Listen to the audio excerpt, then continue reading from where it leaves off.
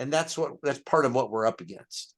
And but again, I think it's important for you to know about it, to be able to talk about it, to not worry about it, to do the things that you can do to continue to build and enhance your business. People are always going to want to buy and sell real estate, and it's going to change. I'm looking at brand new compensation models that are amazing to me, that I think are incredible, make a lot of sense. Technology allows for things to happen today that couldn't happen 10 years ago. Just like, Uber, it's kind of interesting. The way that you can call a ride today, you couldn't do it before there was the technology. And now you can. And Uber didn't displace all of the taxis. And so we're going to find new ways, new tools, new compensation vehicles, and it's not going to displace necessarily the way we do things. Now, some of the things are going to change for sure. We call that a paradigm shift. You've heard that word, paradigm. Paradigm shift is not just a change. It's a fundamental change, a fundamental change. And that's an important point. And so we are on the verge of a paradigm shift, a fundamental change in the way we do business. And so there's two questions that I think you need to ask yourself. And as you come up with answers, it's going to define your future for you. And the first question is, what's currently possible? And if it were impossible, it would fundamentally change the way you do business. What's currently possible? And if it were impossible, it would fundamentally change the way you do business. What's currently possible? Sellers paying compensation to brokers on the buy side. What if that were impossible? Would that fundamentally change the way you sell real estate? It would. And so look at then, how would you do real estate? You have to figure that out. The other side to that question is what's currently impossible. And if it were possible, it would fundamentally change the way you list and sell real estate. And those are questions you should be thinking about all the time now, because we are going through a period where, before, when people talked about paradigm shifts, they were really talking about change. When people talk about paradigm shifts today, we're really talking about paradigm shifts, fundamental changes to the way you do business. And it's being forced upon us through litigation and regulation. And it's not a new thing. It's been around for a while, like I said, but it's happening. It's very clear, the direction. And if you get out in front of it, and you can, then you're going to succeed through this major transition. Any other questions, Allison? There's quite a few more questions, actually, and I know we've hit our hour. So I don't know if you want to address a couple of them here. I'm trying to see if I can sort of even combine some of them. A couple of them are talking about, is it possible to do a two-tiered commission structure?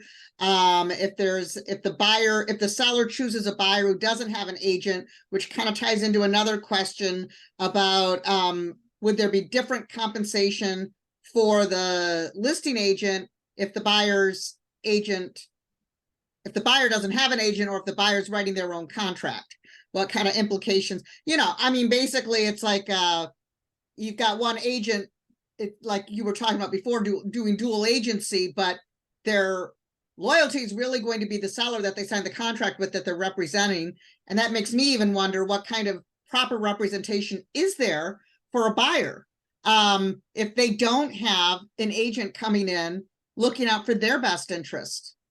What does that open up for you? So it's kind of interesting, because if you're a dual agent, you owe both the buyer. It doesn't matter who's paying the commission, right? Because the payment does not designate agency. So you've got the same fiduciary duty to both sides.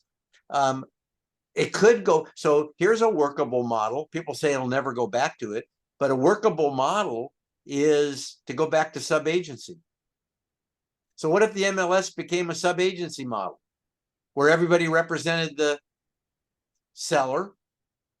And if you wanted to represent buyers, you refute the unilateral offer of sub-agency, would have to be documented. I don't want any compensation from the seller. I'm going to get my compensation from the buyer.